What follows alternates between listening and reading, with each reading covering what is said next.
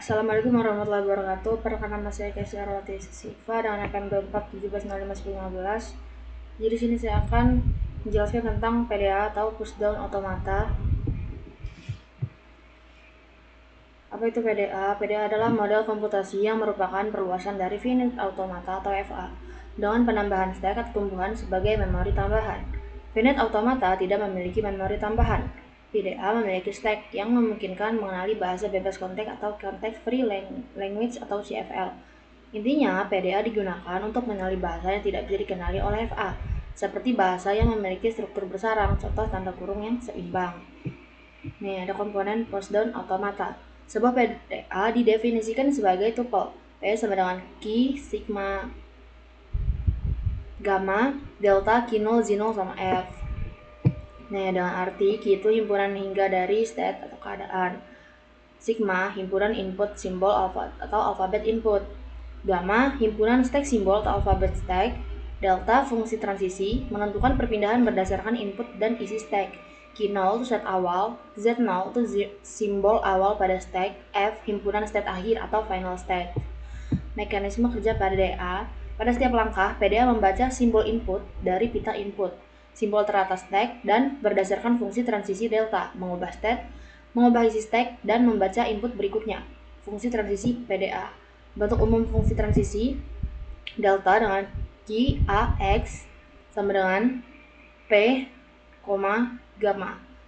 Jadi keterangannya tuh ini, state saat ini, simbol input yang sedang dibaca atau epsilon jika tidak membaca apapun, X itu simbol teratas di stack, P ini state berikutnya, gamma ini simbol yang akan menggantikan X di stack, bisa lebih dari satu simbol, atau epsilon untuk menghapus. Jenis PDA berdasarkan penerimaan, ada dua. Yang pertama itu ada acceptance by final state, state akhir. Input diterima jika PDA mencapai state akhir setelah membaca seluruh input. Terus yang kedua, acceptance by empty stack atau stack kosong. Input diterima jika seluruh input telah dibaca dan stack kosong. Kedua jenis PDA memiliki kekuatan yang sama atau ekivalen. Ini contoh bahasa yang dikenali PDA. Bahasa tanda kurung seimbang. L dengan N diikuti A. N huruf A diikuti N huruf B dengan N lebih dari sama dengan 0. Ini ada contoh seringnya, epsilon, AB, AABB, AAABBB, dan sebagainya. Bahasa ini tidak bisa dikenali oleh FA, tetapi bisa oleh PDA. Contoh transisi PDA untuk L sama dengan N huruf A diikuti N huruf B. Yang langkah pertama itu mulai di state Q0, stack berisi Z0. Saat membaca A, pada push A ke stack, setelah selesai membaca semua A, saat membaca B, PDA pop A dari stack. Jika semua simbol B cocok dengan A yang ada di stack dan stack kembali ke Z0, aksi PDA diterima. Ini ada representasi PDA. Diagram transisi seperti FA, tapi tiap panah juga memuat info stack, tabel transisi, deskripsi verbal, formal, atau matematis. Contoh diagram PDA untuk L, N huruf A diikuti N huruf B.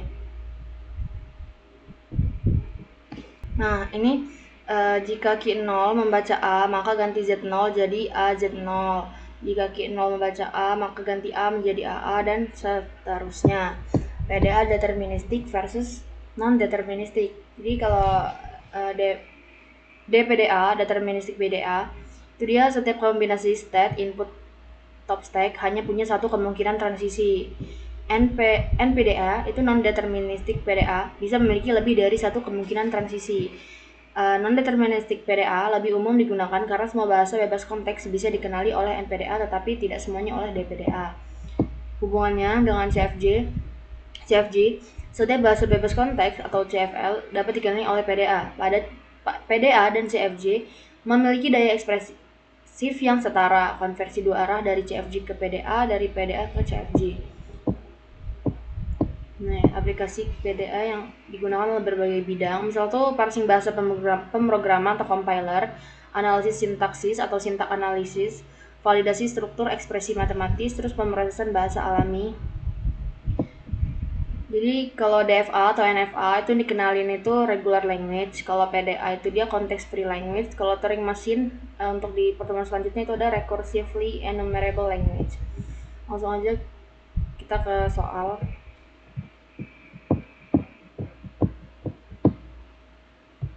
Di diberikan PDA P dengan alfabet input A, B dan stack alfabet A, Z0, PDA memiliki transisi epsilon sebagai berikut. Tanpa membaca input, PDA berpindah 2 kali dan memodifikasi stack. Apa kesimpulan yang paling tepat? Yang B, yaitu PDA dapat menerima string kosong tergantung konfigurasi akhir. Nih, PDA tuh bisa sampai ke kondisi akhir dengan stack kosong tanpa membaca input atau dapat menerima epsilon. Mungkin itu saja yang dapat saya sampaikan. Saya akhiri. Wassalamualaikum warahmatullahi wabarakatuh.